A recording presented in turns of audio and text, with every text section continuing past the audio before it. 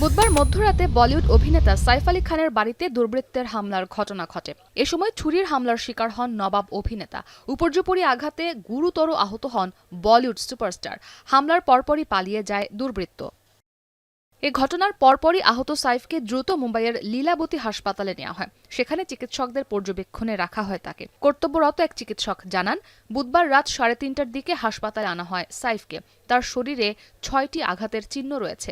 এর মধ্যে 2টি আঘাত বেশ গুরুতর। মেরুদণ্ডের পাশেও একটি আঘাতের চিহ্ন পাওয়া গেছে। অস্ত্রোপচারের পর তার শারীরিক অবস্থা স্থিতিশীল রয়েছে এবং আপাতত তিনি বিপদমুক্ত বলে জানিয়েছে হাসপাতাল কর্তৃপক্ষ। Surgery was performed to remove the knife and also repair the leaking spinal fluid. 2 other deep wounds on his left hand and one on the neck was repaired by plastic surgery team. The entire surgery was monitored by Dr. Srinivas Kudwa as a cardiologist because of his other condition. He is completely stable now.